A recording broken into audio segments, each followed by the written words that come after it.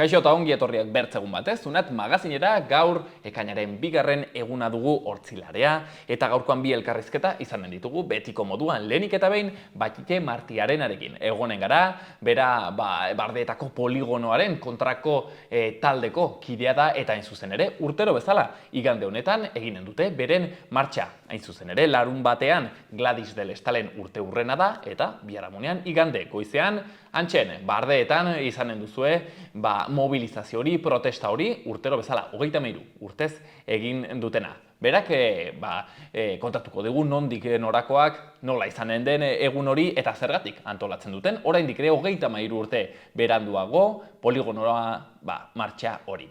Bigarren elkarrizketan berriz, Arkaitz Goikoetxearekin egonen gara, bera EH Bilduko datorren Lekunberriko alkatea izanen da, emaitza historikoak lortu dituzte hauteskunde hauetan, hemen izan genuen behin Arkaitz joan den astean eta kontatzen zigu nola bertan arron lehiatua zegoen alkatetza, emaitza historikoak EH Bilduk eta Arkaitz lehenengo aldiz, Ezkerra Abertzalearen edo EH Bilduren alkatea bertan. Bere kontatuko digu nola bizi izan zuten egun hori eta nola ikusten dituzten datorten 4 urte hauek. Guzti hori baino lehen has gaitezen betiko edukiekin. Lehenik eta behin, efemerideak.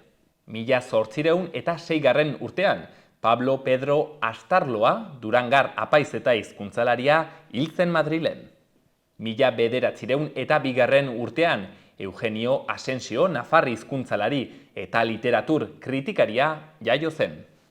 2008an, Bo Diddley estatubatuar musikari, abeslari eta gitarrista, rock and rollaren sortzaileetako bat hil zen. Eta 2010an, Antonio Alba Rosa Coutinho, portugaldar militarra eta politikari ezaguna hil zen. Gaurko lerroburu nagusiak.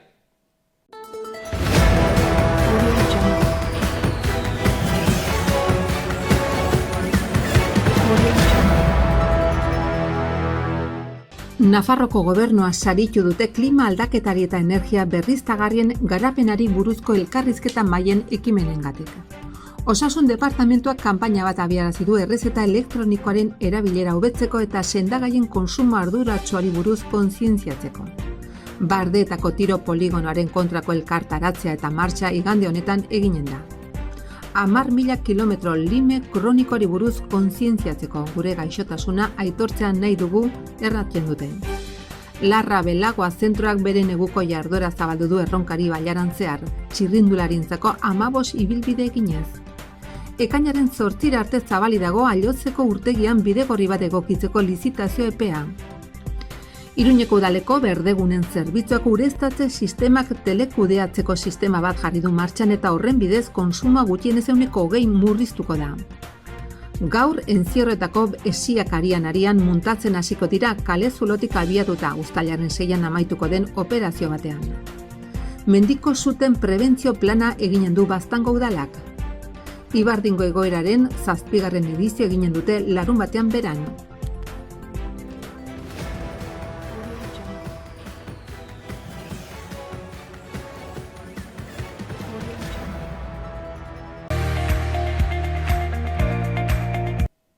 Ikus dezagun baitare agenda kulturala.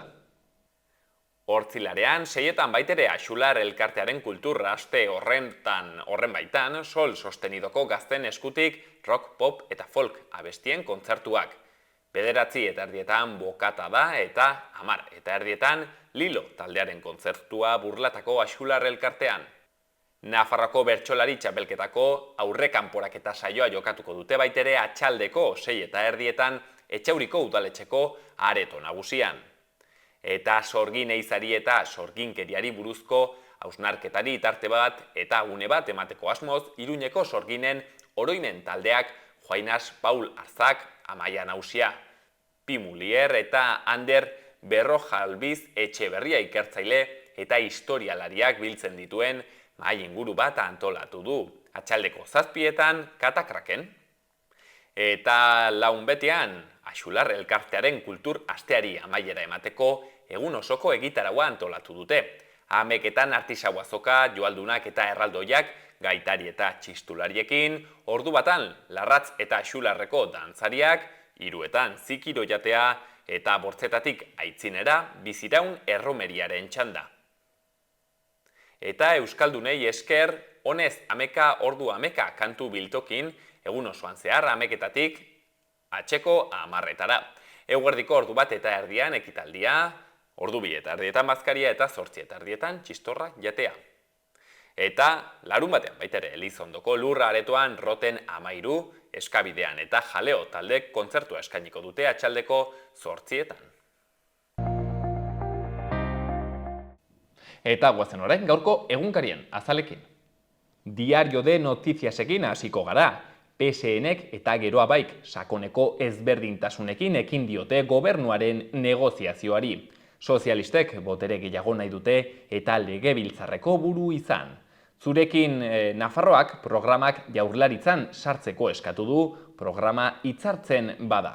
Argazkian berriz Dolores Redondo idazle ezaguna ageri da, eta bere hitzak izenburuan.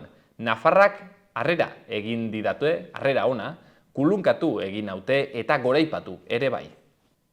Diario de Navarran berriz, 400.000 lagunek ordaintzen dute San Ferminetan zezenketen ikusteagatik. Zezen feriako abonuek 2,7 gehiago balioko dute aurten. Rokarrei, Morante eta Talabente Iruñean toreatuko dituzten toreatzaileetako batzuk. Argazkian berriz, Txibite, Ramon Alzorriz, Uxue Barkos eta Pablo Azkona ageri dira mahai baten inguruan. Izenburuan, PSN eta Geroa Bai parlamenturako lehian. Bertze berri batean, Elorz beldur da garraioaren hiriak ez ote dituen uholdeen ondorioak areagotuko. Gara egunkarian EAJak eta PSEek PP behar duten ituna sinatu dute EH Bildu baliogabetzeko. EH Bildu bozkatuena izan den erakundeak banatzeko EAJaren eta PSEren arteko akordioak PPren botoak beharko ditu, baina bi indarrak puntu hori alde batera uzten saiatu dira azken orduetan, hori alboratzen. Argazkian berriz, Sting, abeslari ezaguna. Bere birarik pertsonalena Bilbon hasten duen Englishmana. Eta azkeneko berri batean, Laudorio artean aukeratu dituzte pilotak Altunak eta Elordik finala jokatuko dute. Berri egunkarian, Txibitek berretsi du ez duela asmorik EH Bildurekin gobernua hitzartzeko. PSNeko hautagaiak Geroa Bairi eta Zurekin Nafarroari proposatu die gobernu koalizioa errepikatzea. EAJ eta PSE akordioa ixten ari dira. Ez dute PPrekin gobernu itunik nahi. Argazkian berriz, Elorzi eta Altuna izenburuan, txapela 4 eskutara. Bertze berri batean, kooperatibisten kotizazio eredua legean jasokabe geratu da azkenean. Eta Euskal Herria Irratiak hitzeko, berri nagusian aurkeztu dute San Ferminetako musika eskaintza. Euskal taldeen artean Gazteluko plazan Merina Gris eta ETS hariko dira uztailaren 11 eta 12 urren ez urren. Konpainia plazan aldiz, 8an Eskabidean izanen da, 12an Raimundo Elkanastero eta 13an Olaia Intziarte. Eta alboko berri batean hasi dira entzierroko esia muntatzen. Eta azkenik 832 langabe gutxiago utzi ditu maiatzak.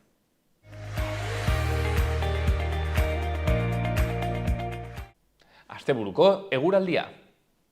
Gaur aldaketarik ez eguraldian ezegonkortasuna izanen da nagusi eta egunaren bigarren partean zaparrada trumoitsu batzuk botako ditu bereziki barnealdean, modu irregularrean banatuko dira eta zenbait lekutan handiak izan daitezke. Goizean erdi mailako hodeiak eta goi-hodeiak gailenduko dira eta ateri eutsiko dio. Goizean hego-ekialdeko haizea ibiliko da, atxaldean iparraldera edo ipar-ekialdera eginen du haizeak. Temperatura maksimoak igo eginen dira eta 28 gradutik gorako balioak izanen ditugu. Bihar larun batean baliteke ezegonkortasuna handiagoa izatea. Goizean zerua tarteka hodeitsu ikusiko dugu. Atxaldean bero hodeiak garatuko dira eta zaparrada trumoitsuak bota ditzake, batez ere barnealdean non zenbait lekutan handiak izan daitezkeen. Hala baina zaparradak leku askotan bota ditzake. Goizean goiz eta gauean haizea aldakor eta noraezean ibiliko da. Gainerako orduetan iparraldeko haizean nagusituko da, temperatura nahiko altuekin jarraituko dugu. Eta igandean antzeko eguraldia, baina goizean hodei gehiagorekin. Goizean hodeiak batez ere Kantauri isurialdean pilatuko dira eta ez da baztertzen zirimiria egitea noizbehinka. Atxaldean bero hodeiak garatuko dira eta zaparrada trumoitsuak bota ditzake, bereziki barnealdean. Haizea aldakor eta ahul ibiliko da goizean eta atxaldean iparraldea nagusituko da. Temperatura maksimoetan ia ez da aldaketarik izanen eta 25 gradu ingurukoak izanen dira.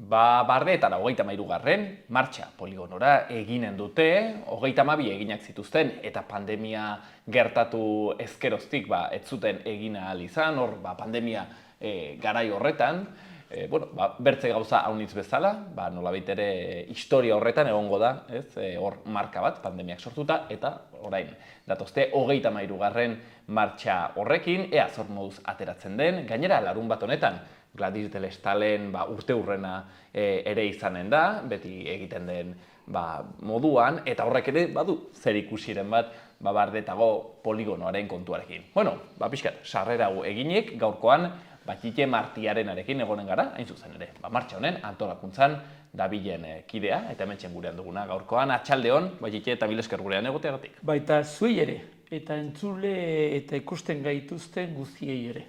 Batxite, lehenik eta behin, ordutegiak, eguna, data, noiz da martxa hau? Bueno, orduan, lehenbizi, nork ontolatua, asamblea antipoligonoak antolatzen du. Orduan, izango da, 11:30 Aguilares. Orduan, Arguedas herrira nion joan beharra dago, tuterantz bidea hartu, eta 2 kilometro terdio hortxe, eskerreta jo behar da. Eta orduan, hortik, badago zona nahiko fama duna, eta Aguilares deitzen zaiona. Eta han geratu gara 11:30. Gero, ordu erdi bat gelditzen da han, elkar ikusteko, eta gero ja 12:00 irtetzen da. Ados. Ibilaldia. Eta orduan, joaten da tiro poligono aurreraino. Eta han normale izaten da Guardia Zibila pila bat, ate ondoan, eta haiei begira nolabait egiten da zerbait irakurri, oihu batzuk egin, eta gero nahi duenak dago bazkari autogestionatua Jugo ermitan. Ados. Hau ze egunetan, ez dugu aipatu?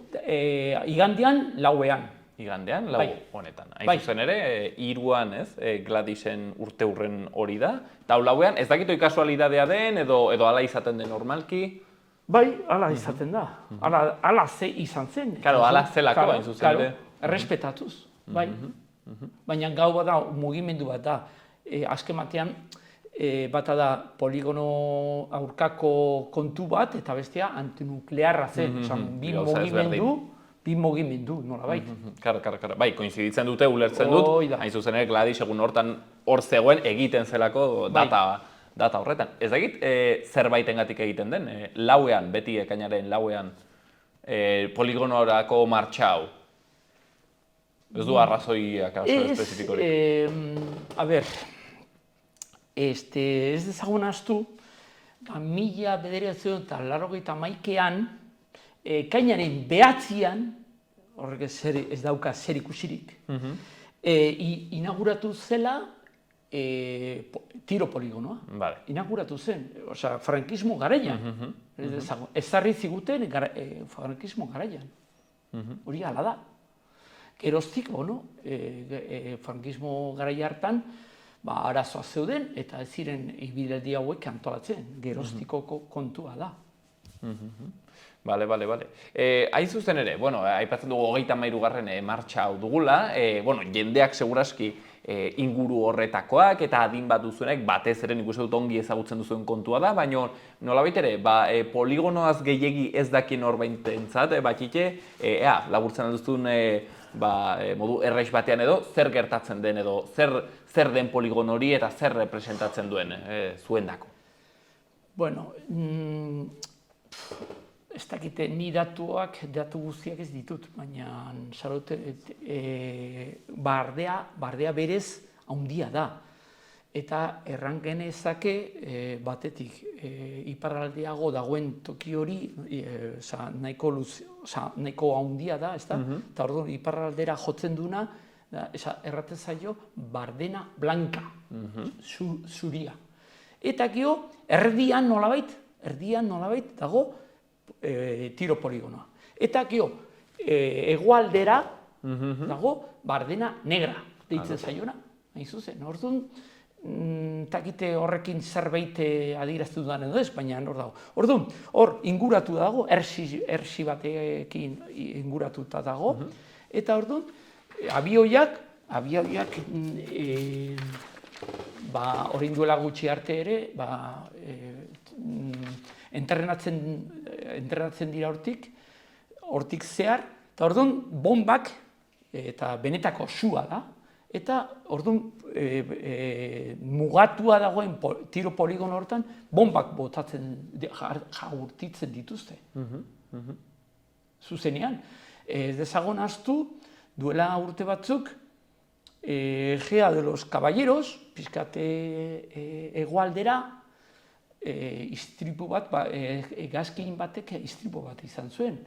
Eta ez horren beste ere, bazegoen beste bat, Zaragozako basean, hor lurra jo zuen FM-18 batek. Orduan, istripua izan dira eta izanen dira, segurazki. Hau, base hau da OTAN-en base bat, ez? Okerazpanago.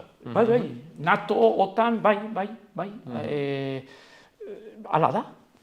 Orduan, sartu gintuzten OTAN-en eta bueno, nolabait, horrek ekarri digu batetik diru izugarria presupuestotan sartuta defensarako, hilo da izugarri, erranen dut,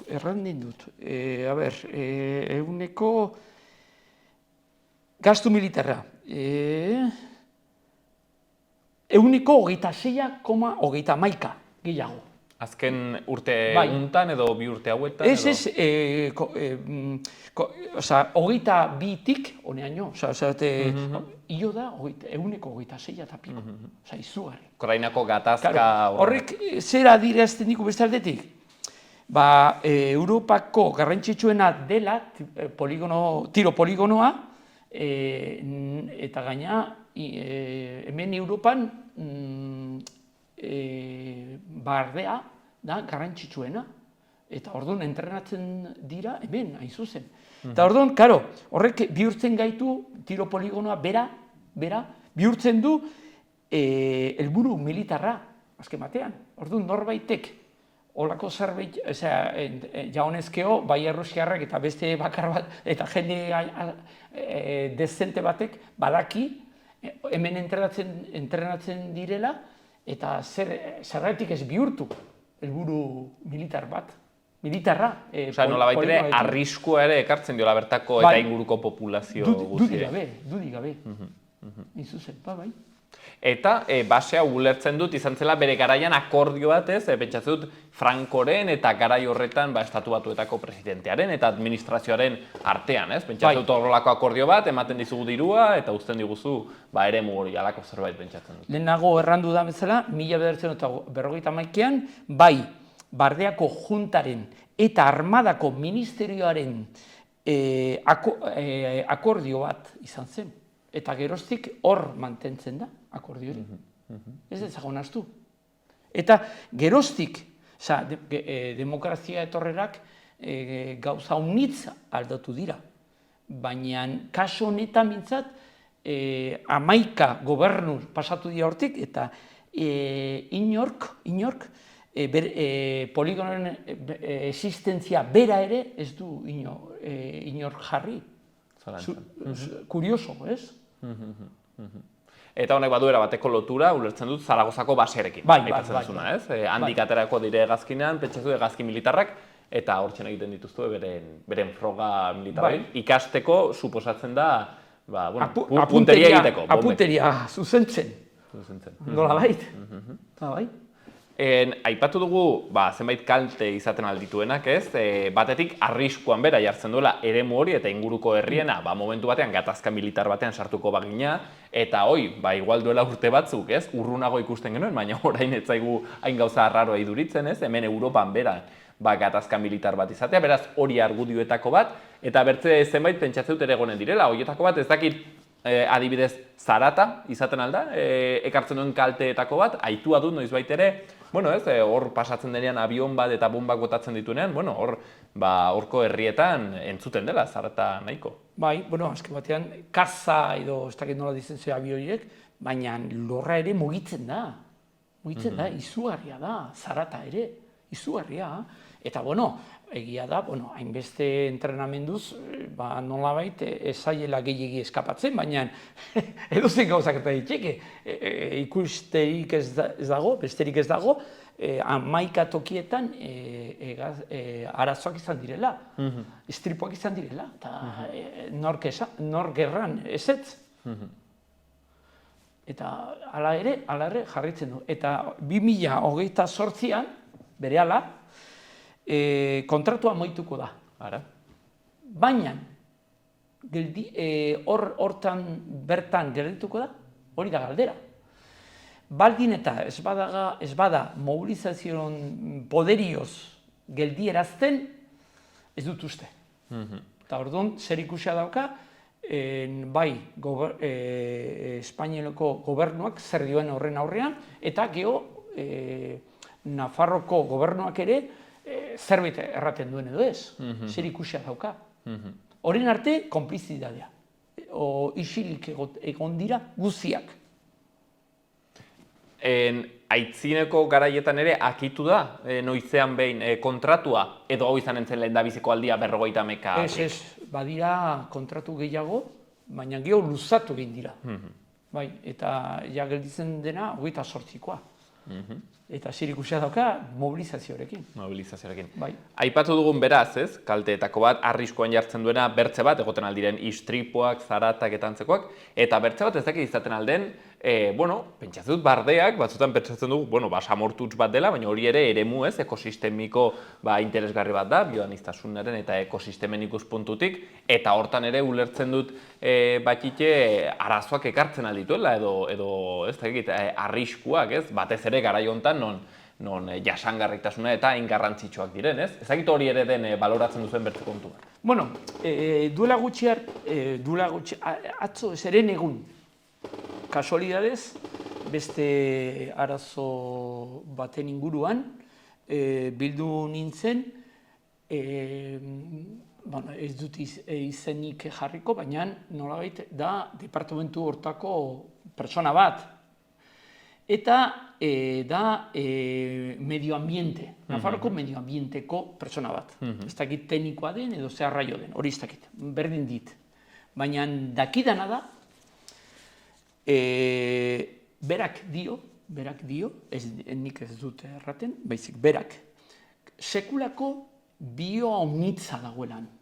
Osa, begira ez. Eta, hain zuzen, ondo-ondoan dago, las cortinas, gero dago, la pizkerra, raion, la raya y el raion. Nolabait, zona hortan bertan dago, oza, esarote, kilometro erdia gutxio. Eta hor,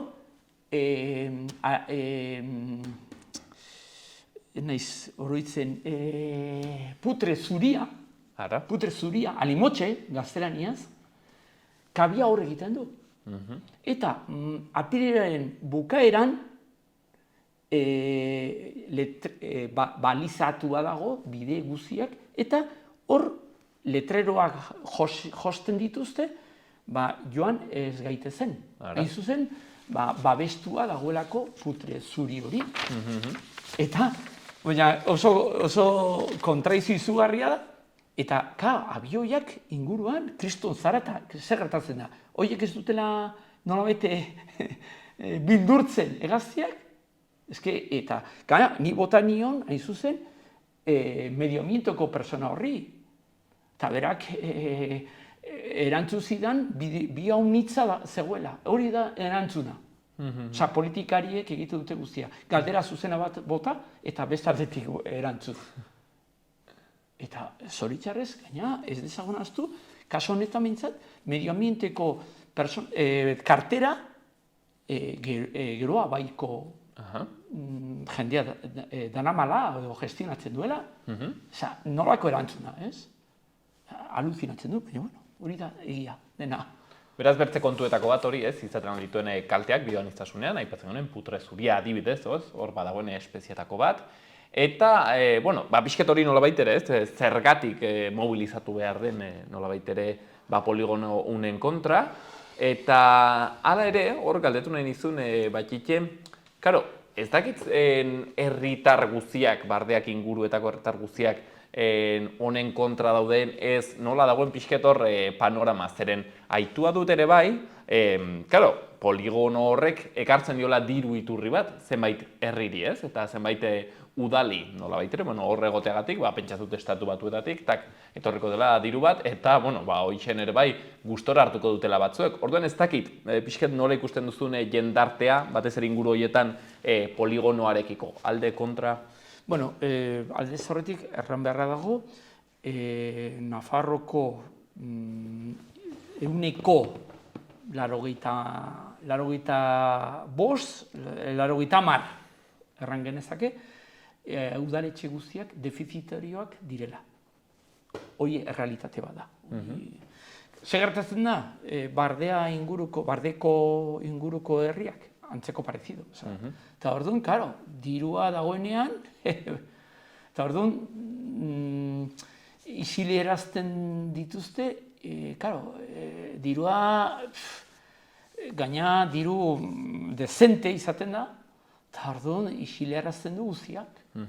Eta, badago, antimilitaristak garenok, hor badira Zaragozako jende batzuk, kontutan izan, hor nahiko mugan dagoela ere, eta orduan hor mugimendu horiek, kasu honetan, asamblea antipoligono, hor sortzen dira ekologistak, sortzen dira antimilitaristak, eta hor biltzen dira, eta horiek mobilizatzen dira. Gainontzeko herritako, barde, poligono, tiro poligono hortako inguruko herriak, agian, bai, bizi dena baten bat edo beste, bai mobilizatuko da, baina udaletxea berak, instituzio bera bezala, ez dira mugitzen. Diroaren truke, isileraztea da. Eta, noizbait, erran didate, gainera, ez bakarrik, barde inguruetako herri horiek, baizik eta erronkariko eta herri batzuetan ere bai, zeren omen, transhumantziangatik eramaten zituztela ardiak arat, eta, eramaten ezin dituztenez, bere garaian ere akordioak egin zirela, egiten dugu poligonoa, ezin dituzu ekarri ardiak, beraz, ematen dizuegu diru zati bat. Beraz, nolabaitere arraroa badirudi ere, erronkariko herri batzuetan ere bai, badago diru iturri bat bardeetatik. Karo, dirua badakigu ze karamilu goxua den, ez da? Eta, nolabait jende mordoska bat isilerazten du. Eta politikoak ere bai. Ez da bakarrik instituzioa berak ez, baizik eta instituzio handiak ere isilerazten du. Eta ez dakit nola garamatzan, ez da?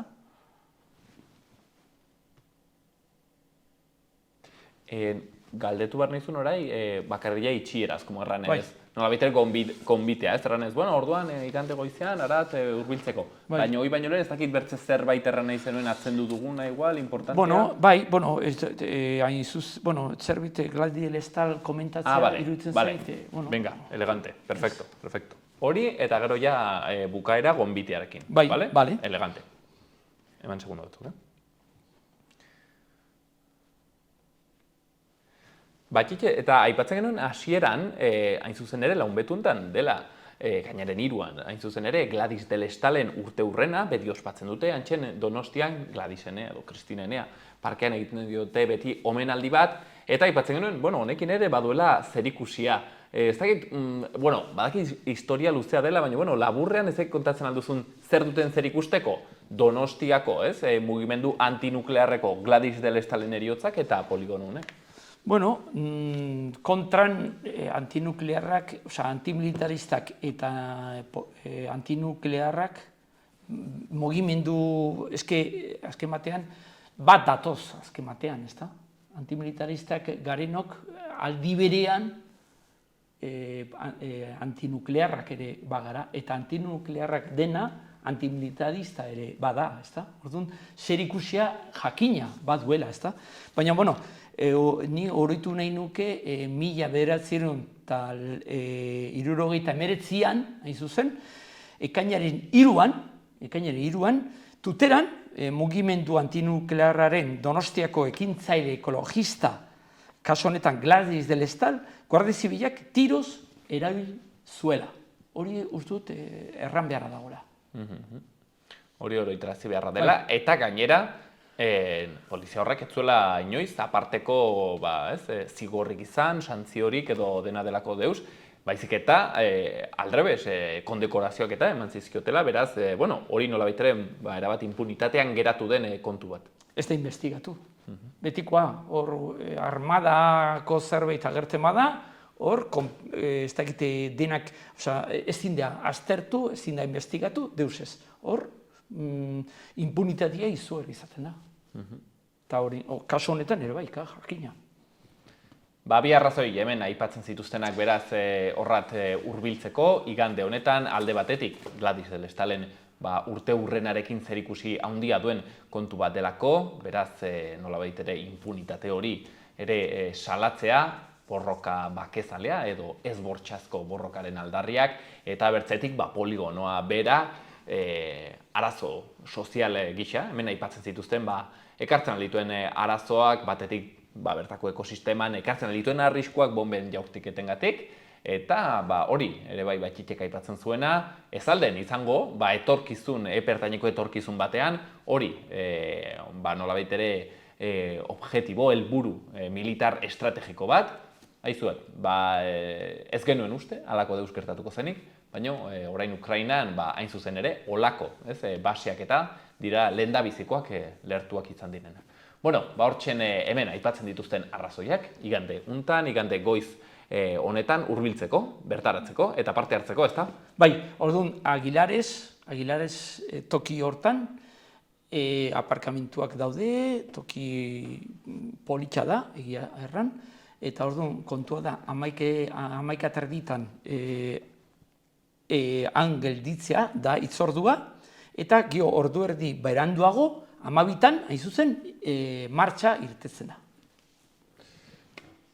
Hortzen, hemen aipatzen zena, gonbitea, proposamenak, igande honetan hurbiltzeko, eta gurean, Matxike Martiarena, hain zuzen ere, honen antolakuntzan, ibili dena, gonbite horrekin. Matxike, mil esker handiz, gaurkoan gurean egoteagatik. Zuei, mil esker haunitz zuei.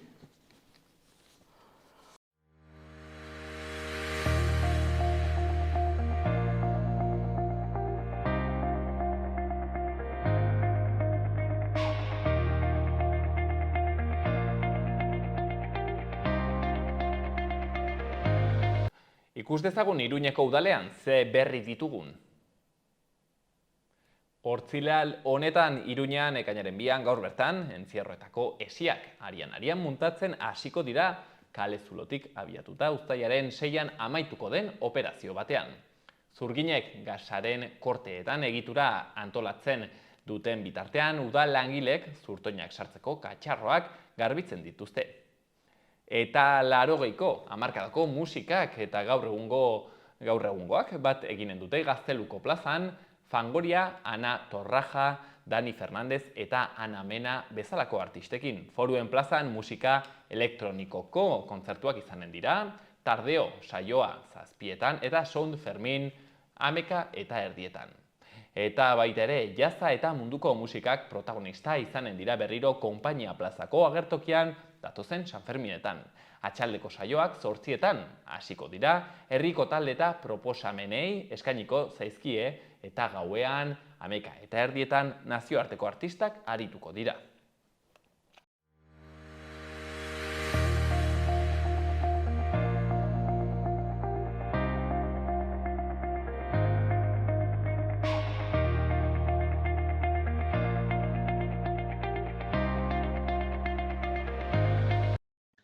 Ez dakit ikusleak oroituko diren, hemen duela aste bat, eskain zuzen ere ganden astean izan genuen platoan, Arkaitz Goikoetxea, Lekunberriko EH Bilduren hautagaia, bere ontzen, bertako egoera ze solasean, bertako, egoera politiko berexiaz, bitxiaz, urteak eramaten ditulako alderdi batek, behin eta berriz irabazten, baino EH Bilduk azken urtetan, nolabait ere horretik, aretik gero eta hurbilago zegoen, azkenean, uste dute 2009an 40 boto eskaxera geratu ziren, eta hor, ganekien emozio handitz egonen zela Lekunberrin, eta emaitza historikoak. Kasu honetan, EH Bilduk lortu duelako gehiengo hori, bortz zinegotzi lortu ditu Lekunberriko taldeak berriz 4, eta beraz, buelta eman zaio nola baitere, tortillari, hoxen, emaitza historiko horrekin, beraz, horretaz solasteko izanen dugu hemen, hain zuzen ere, alkatea izanen dena, alkate berria Lekunberrin, Atxaldeon Arkaitz eta mil esker gurean egoteagatik. Atxaldeon, eskerrik asko. 28ko gau hoixen, magikoa izanen zela, errantzuen Joseba Asironek, Lekunberrin ala izan zen Arkaitz. Bai. Hala izan zen, oso magikoa, oso polita, unkigarria, eta uste dute, bolada luze batean ez dugu lahaztuko maiatzaren 28ko gau hori, iluntze hori, bai. Nola izan zen, zehazki? Nola bizi izan zenuten, zer egin zenuten gau horretan, non egon zineten? Deialdi egin genuen, Lekunberriko egoitzan elkartzeko, orduan, gure taldeko militanteak eta jendea elkartu ginen egoitzan, ordenagailuarekin eta pantailarekin, eta eta beste taldearen beste zati bat, kontaketan egon zen. Eta orduan, gaur egun, WhatsAppak eta olakoak, oso komunikazio azkarra egiteko modu ematen dute. Eta, kontaketa 8:00 hasi zen, atzeatu zen, ordu erdi, beste Larraungo udalerriekin konparatuta adibidez, azkarra egin zituzten, eta hasi ziren iristen, mai batean 300 piko botu zeuden, eta bestean 500 piko, orduan 300koa kontatu zuten adibidez, eta bidali zuten segituan emaitza, bai? Mai batean 25 boto gindoa zela aurretik. Eta, baina giroa berotzen, eta hola, eta, urduritasuna bazegon, tensioa, gero Larraungo emaitzak etorri ziren, aurreko gondela uste baina 15 boto gehiago atera genitun udalera, alderdi bakarra egonik, eta ikusten genuen oso emaitza honak zirela, parlamenturako ere bai, Larraunen. Eta, halako batean, bigarren maiko emaitzak iritsi ziren, eta ere, beste, ez dakit, 25, 50 boto aurretik bukatu genuela, ez? Orduan, hor ja lertu zen poza, besarkadak, gure egoitza herriko plazan dago, jendea lehiotara atera zen, jende bat, eta txaloka, eta oiuka, eta oso polita izan zen, oso bapatekoa esaten dena, bat ere prestatu gabea, baina emozionantea, eta hainbeste urteren ondoren, zegoen jendea urte askoan, guen dela 20 urte zinegotzi ontzena, egoera oso prekariotan, bakarrik, eta malkoak, eta besarkadak, eta aldaketaren neurriko ospakizuna izan zen, bai. Hain zuzen ere galdin barnatzun, Arkaitz, hor egonentzela jende haunitz, kasu honetan EH Bilduko hautagai izanik, frustrazioa izan entzuena, ez? Urte haunitz beti oposizioan inoiz ezin buelta eman, kasik ematen zuen ezinezkoa, hor hain zuzen ere Arkaitz gauean bertan, niri ezagun batek errantzidan, ez, Lekunberrin, ez, ni bizi izan naiz hor 6 urtez eta ez da posible, imposible da, ez diote emango buelta. Eta ara, eman zitzaion, beraz, ez dakit, ez, emozio haunitz. Bai, leku batzutan ematen du ez, hegemonia erabat ezarria dagoela, eta ez ditekela puskatu. Lekunberrin baino lehen, Nafarroan bertan ere ikusi genuen, eskuinarekin zen pasatu den, ez, hegemonikoa zen erabat, baina puskatu zen. Eta Lekunberrin ere, gertatu da, lan handiaren ondoren, urte askotako, lanaren ondoren, eta jende askoren ekarpenari esker, ez? Eta orduan, hor pilatuta zegoen frustrazio hori edo, kanporatu zen eta modu positiboan kanporatu zen, ez? Orduan, orain dela 4 urte hurbildu ginen, eta, orain ikusten genuen guk aukera bat bazegola, jendearengandik eta jasotzen genuen, hori izan duen nintzenean, esan duen bezala, legegintzaldi hau liskartsua izan delako lekun berrin, eta jende asko haserretu egin delako udal gobernuarekin, gauzak ongi ez dituelako egin. Eta, konfientza eman digu guri konfientza eman digu jende horrek, eta orain esaten den bezala, pilota dago gure telatuan. Hala ere, egite emaitzak zehazki pixkat nola aztertzen dituzuen, zeren egia da lekun berriko taldeak bozka batzuk galdu dituela, baina, beti mantentzen da 400-etik goiti ez, nik uste dut beti tarte horretan egon dela, 500-400 tartean, akaso inoiz oraingo gain bezain guti, baina, erran nahi dut ere ez da lekun berriko taldeak bozka haunitz galdu dituelako lekun berri bezalako herri txiki batean, baizik eta gehiago igual izan da EH Bilduk urtero ez, goiti induela 2019an 200 boto gehiago uste dut lortu zen dituztela, eta orain 80 gehiago. Erran nahi dut, egia da galdu dituela batzuk lekun berriko taldeak, baina akaso zehatzago da erratea zuek irabazi dituzuela honi? Bai, nik uste dut lekun berriko taldearen bilakaera ikusita, argi gelditzen dela, baduela boto kopuru finko bat. Fidela dena, eta beti joaten dena, bai. Orduan, horregatik geneukan beldurra, edo ez, genekin zaila izango zela. Botu finko hori, multzo hori hor dagolako beti, ez. Errolda hontan, hauteskunde hauetan, erroldan, zeuden 120 bozkatzaile gehiago, aurrekoan baino. Orduan, pentsatzen duzu, 120ak banatuko direla bi alderdien artean, eta biek egingo dutela, egin dezaketela gora, bai, aurrekoaren aldean, eta, 120 bozkatzaile gehiago izan, eta lekun berriko taldea gala ere, galdu ditu 24 boto, bai, eta guk irabazi ditugu 75. Orduan, aurreko, orain dela 4 urteren gauza bera gertatu zen. 2015arekin konparatuta erroldan igoera izan zen, eta lekun berriko taldeak noski, ordukoaren aldean galdu zituen, kasikan 50 boto galdu zituen, bai? Eta guk irabazi genuen. Orduan, joerak ikusten da, ez? Joerak, azkeneko bitan, lekun berriko taldearen joera beheranzkoa izan dela, eta gurea goranzkoa, ez? Baina, hortxe dago berein multzo hori, hor dago, eta, hurrengo 4 urtetan, gauzak ongi egin beharko die, multzo horretatik, gure gana jendea etorri dadin, bai? Zagite, gaitz Gorka Azpirozekin solasteko aukera izan duzun? Ez dut eduki aukerarik, ez harremanetan jartzen saiatu ez garelako, telefono deiak egin dugu, mezuak ere bidele ditugu, eta, azkenean erantzun bat jaso dugu, bai? Baina, guk nahi genuke, aurrez aurre bildu, eta trantsizio hori modu ordenatuan egin, eta guk dauzkagun galderei eta erantzun, esan digu, garaia heltzen denean, behar den momentuan, balkartuko garela, ez? Hori izan digu, orduan, erantzun du, eta ez da gutxi,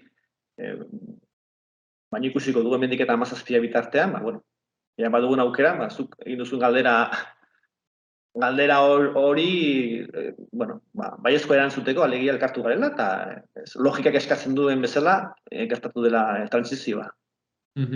Uste duzu Arkaitz 4 urte zailak izanen direla udaletxean, nola baitere oposizio horrekin, edo uste duzu egonen direla aukerak moduela ikitzaile batean erran nahi dute herriak kudeatzeko? Ez dakit erantzuten, ez baitakit ze jarrera hartuko duen lekun berriko taldeak, beren irakurketa egin beharko dute, eta zer nolako posizio egin nahi duten ikusi beharko dute, gertatu dena, gertatu ondoren. Gero herritarrak ere,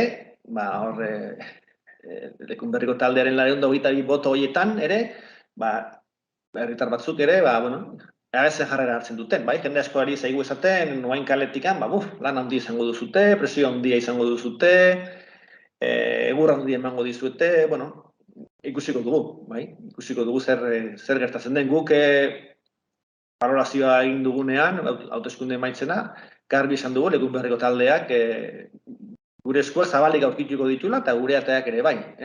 Udalean daude beraiek eta elkarrekin egin beharko du hemendik aurrerakoa. Gugan ez dute aurkituko jarrera baztertzailerik eta itxirik. Beraiek zer jarrera hartzen dute, ikusiko da, nik nahi nuke eta desio nuke, jarrera eraikitzailea izatea eta guk kontatzen dugu Lekunberriko taldearekin. Orduan, esperantza horrekin goaz. Arkaitz, hemen azaldu zenuen, egon zinenean, luze eta zabal zein den pixkat zuen programa hori ditzen naiz ez, 6 nolabait ere bloke edo 6 proposamen nagusi zituela, ez ditugu denak koloitaraziko, baina, aipatzeagatik ez dakit zertan hasiko zareten lehenik eta behin, zer den eginen duzuen, lehen da bizikoa nolabait ere, orain udalera aietzean. Proiektu horiek aurkeztu genituen, eta aipatu nun, beren bilakaera izan beharko dutela, eta beren denborak, eta proiektu horiek oraingoz daude zirriborro ere ez dire asmo, Orduan, horiek ongi landu behar di herritarrekin, eta teknikariekin, eta ez?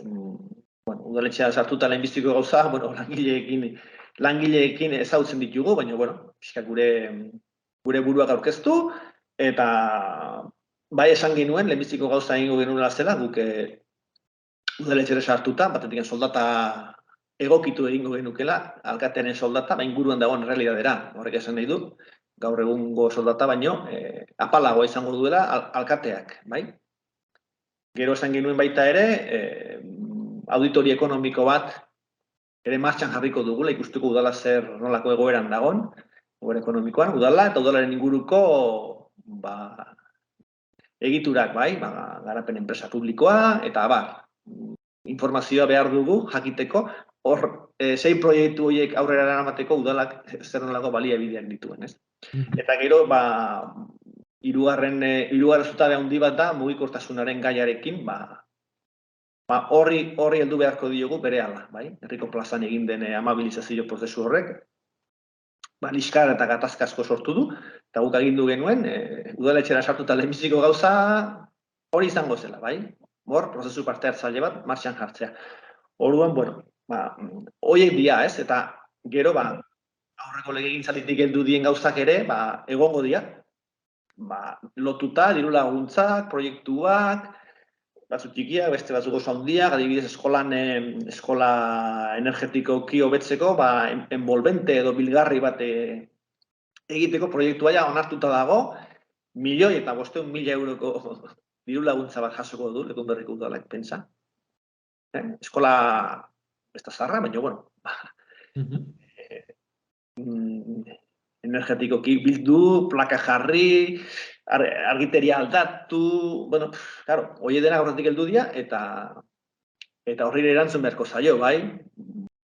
Proiektu hori burutan dugu, orduan, teknikariekin egon beharko dugu, nola dagoen, zer dagoen, orduan, eta esango dizu gauza bat, udaletxean ez dira sartu, baina gu harremanetan ari gara batekin eta bestearekin, eta jende etortzen zaigu, eta ontaz hitz egin behar dugu, besteaz, gaia bere hor dago.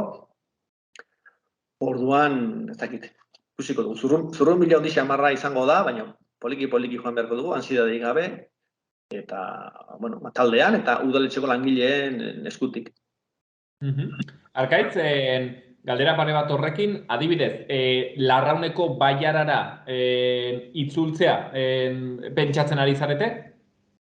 Larraungo bailarako udalarekin, Larraungo udalerriko udalarekin harremanak, noski, bideratu inberdia, eta bi udalen artean badago hitzarmen bat, kadukatua, legegintzaldi honetan ez da lortu berritzea, horri heldu behar diogu. Eta guk oso garbi dugu zerbitzuak konpartitzen ditugula bi udalen artean, eskola, osasunetxea, eguneko zentrua, kiroldegia, aurreskola, zerbitzu guztiak haiekin partekatzen ditugu.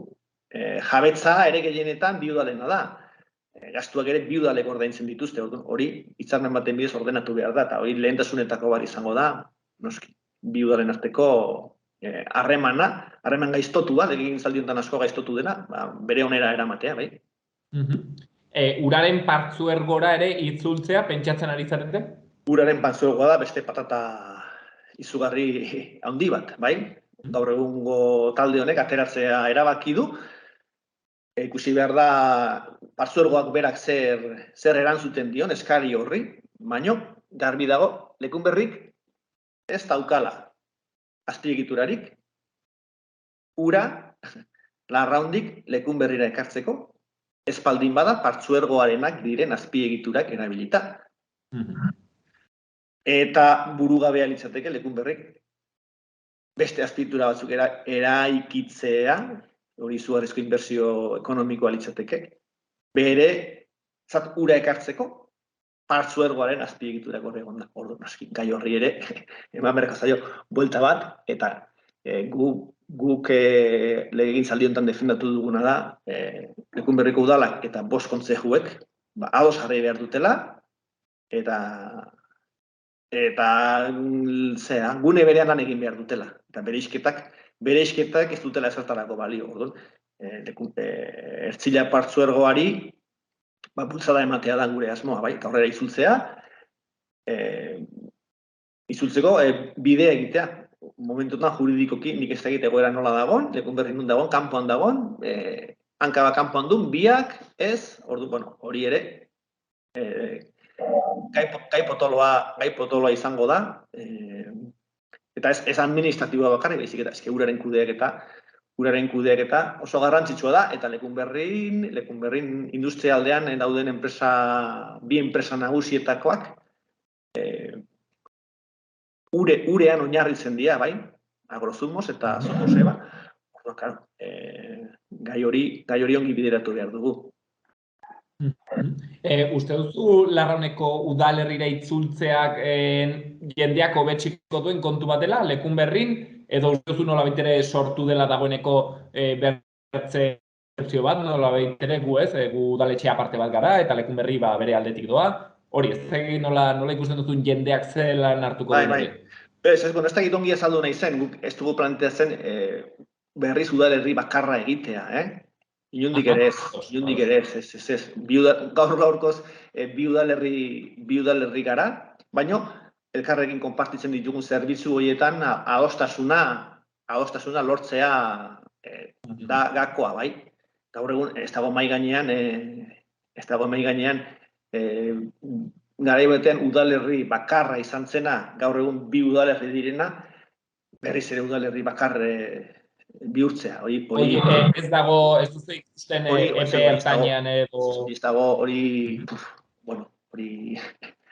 oso gai komplikatua da, ez guk, ez Larraungo EH Bilduk, ez dugu mai hori inundik inora ere planteatu, eta gure proiektuetan ere gaur-gaurkoz ez dago hori, bai?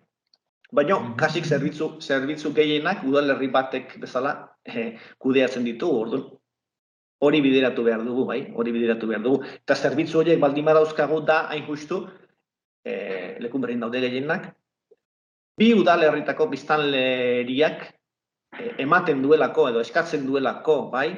Alegia, Lekunberri dauzka 1.600 biztanle, Larraunen dauzka 1.000 eskaz, eta orduan, zerbitzu horiek heldu dira, 2.500, 3.500 biztanle dituen bailara batera. Ez dira edu Lekunberrira, edo ez dira edu Larraunen edu dira, bailara batera, bai? Orduan, horreri eman behar zaio bi udalen arteko, hitzarmen baten bidez, forma, bai? Bai, gaur egun gaia ez da udalerri bakar bihurtzea, horrek alarma handia piztuko luke, azkeneko 25 urteetan bide bat egin delako, eta gai hori ez delako atera batzuk adibidez desiatuko dute, baina egia esan nik horren inguruko iritzirik momentu honetan ez daukat. Hori, Arkaitz, alkatetza, beraz, lortzen da, alkatetza gainera historiko hori aipatzen genuen ez. Akituko dut galdetzen ilusio zartzen den kontu bat den, gehiago beldurrez, nola, zeren karo, ez? Nola baitere pentsatzen dut ere, 4 urte hauetan lan ona egin beharko duzuela, zeren, nola baitere ikusi beharko da, ondokoetan zer gertatzen den, ez? Arron posible da, berriz ere pentsatzen dut Lekunberriko taldeak, ez? Hartzea lehenengo postu hori. Orduan, pentsatzen dut horre izanen duzula olako, ez, nahasketa bat, edo izanen duzuela taldeak oberranta, ez, beldurraren eta ilusioaren artean, ez da? Bai, guan gure sentimendu nagusia da ilusioa eta gogoa, bai? Eta badakigu, gauzak ongi egiten baditugu, 4 urte barru ere, gure proiektua mailan gainean jarriko dugula, eta herritarren babesa jasoko dugula. Eta gauzak ez baditugu egiten behar bezala, eta guk agitu dugun bezala, zigorra etor litekela, bai? Orduan, beldurrik ez dugu bat ere, bai? Herritarrak jarri gaituzte hor, eta hemendik 4 urtera ere, herritarrak jarriko gaituzte iruditzen zaien lekuan, baina ilusioz gaude, gogotsu gaude, eta daukagu esku artean sekula eduki ez dugun aukera bat, bai? Gure proiektua gauzatzeko beste baliabide bat gehiago, oso baliabide importantea, bai? Udal batek eskaintzen dituen tresna guziak. Orain arte gure proiektua aurrera eraman dugu, tresna horiek gabe, militantziaz eta auzolanez, badukagu udalak eskaintzen dituen tresnak. Orduan, ilusioa da sekulakoa, bai? Bentzen utziko dugu, Arkaitz Goikoetxea, EH Bilduko, eta nola baitere ez, familia honetako lehendabiziko alkatea beraz Lekunberrin, aipatzen genuen, emaitza aski, erranguratsuak, nabarmenak bereziak, antxen, Lekunberri, udal horretan, eta izanen dugu, seguraski ere hemen, Arkaitzen berria aitzinago ere bai, gaurkoan, hemen utziko dugu, eskertuz gurean egon izana Arkaitz, mil esker, eta zer moduz doazten 4 urte hauek. Eskerrik asko, hurrengo arte.